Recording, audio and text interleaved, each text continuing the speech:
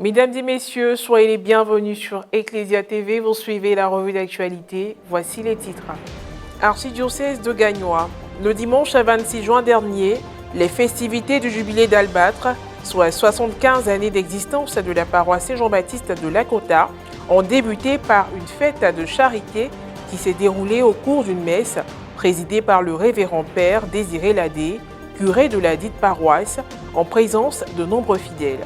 Et puis ce mardi 28 juin s'est ouvert au siège de l'UNESCO à Paris le pré-sommet mondial sur la transformation de l'éducation auquel participe la Côte d'Ivoire.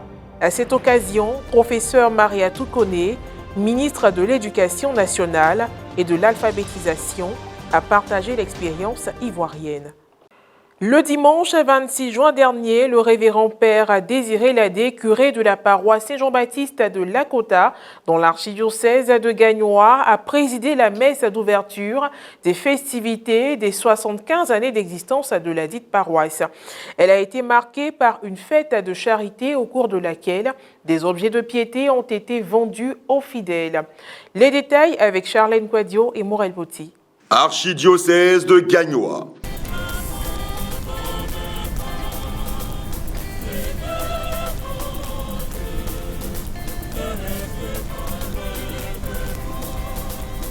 Le dimanche 26 juin dernier se sont ouvertes les festivités du jubilé d'Albâtre, soit 75 ans d'existence de la paroisse Saint-Jean-Baptiste de Lakota. À cette occasion, toute la communauté paroissiale comme un seul homme, avec à sa tête le révérend père curé Désiré Ladé, a traduit sa reconnaissance au Seigneur pour tous ses bienfaits. La messe d'ouverture du jubilé a abrité la cérémonie d'une fête de la charité visant à recueillir des fonds pour la construction de l'édifice paroissial. Étaient présents à cette célébration eucharistique le conseil pastoral paroissial et la commission des affaires économiques, des autorités religieuses, administratives, coutumières et politiques. Présidant la messe, le père curé a évoqué l'importance de l'acte d'offrande dans l'Église, les raisons pour lesquelles il faut faire des offrandes, comment le faire et quels en sont les fruits. Pourquoi nous donnons des offrandes dans l'Église? Pourquoi nous donnons des dîmes? Pourquoi les cotisations, ça et là? Pourquoi donnons-nous pour la réalisation de l'œuvre de Dieu? Quels sont les éléments de notre foi qui nous y engagent?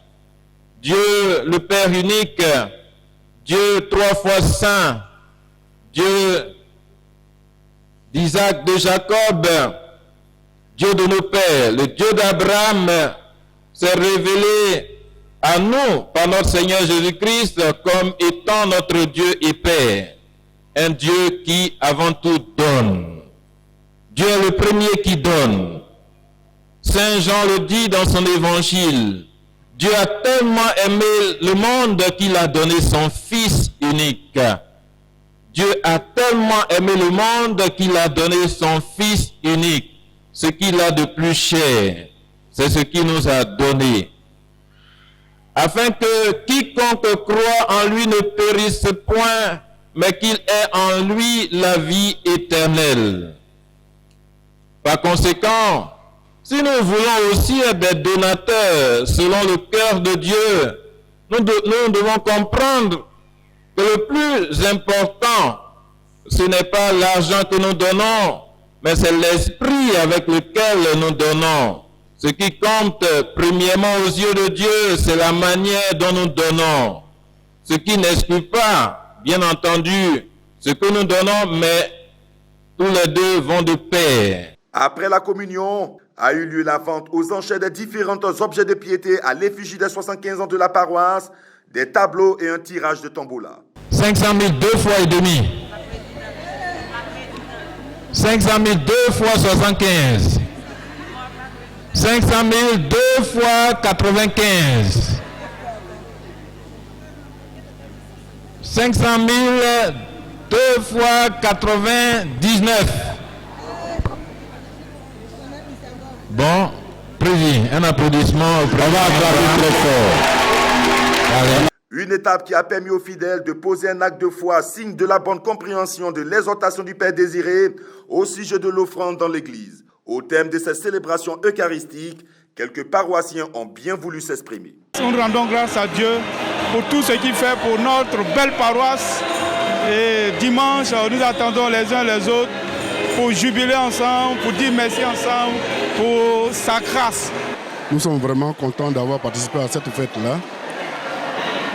Je fais partie du comité d'organisation et vraiment cela augure de la réussite de la fête prochaine. Vraiment, la fête de la charité est venue donner une autre connotation à cette belle fête des 75 ans que nous fêtons. Vraiment, nous disons merci à Dieu parce que les paroissiens de Saint-Jean-Baptiste de Lakota sont tellement formidables. Vous-même, vous avez constaté la promptitude avec laquelle les gens se sont arrachés les objets de piété. Au sortir de cette messe, le révérend père curé Désiré Ladé s'est également prononcé. Nous sommes en pleine célébration des 75 ans de la paroisse Saint-Jean-Baptiste de Lakota. Aujourd'hui, c'était la fête de charité, l'ouverture, et nous avons profité pour partager un peu notre joie d'être chrétiens. Certains ont pris quelques images, quelques tableaux, quelques chapelets. Je viens avec mes mains, je viens avec ma vie, je viens avec tout ce que je suis pour m'offrir au service de Dieu, pour m'offrir à la grâce de Dieu, pour me disposer à ce que Dieu puisse aussi m'utiliser comme un vecteur de sa grâce dans la communauté, dans la vie de l'Église. En réalité, c'est ce qu'ils ont exprimé. Vous voyez, poser un acte de foi en payant un tableau à 500 000, à 100 000, à 200 000, en payant un certain nombre d'objets de piété comme ils l'ont fait tout à l'heure, c'est un acte de foi. Heureux d'avoir pu acheter des objets de piété en vue de contribuer à l'œuvre de Dieu, des paroissiens n'ont pas hésité à se prononcer au microphone de notre reporter. Nous avons choisi cette statuette parce que je suis le président de la CB Saint-Joseph. Il était donc pour moi important de prendre la statuette puisque je sais les merveilles que Saint-Joseph fait dans ma vie et dans la vie des paroissiens. Je suis très heureuse, très contente d'avoir vraiment choisi ce tableau. Et je dis merci à Dieu. La prière que j'avais formulée, j'avais voulu que le Seigneur me donne un tableau pour essuyer mes larmes, pour remplir ma maison. Et je suis très heureuse.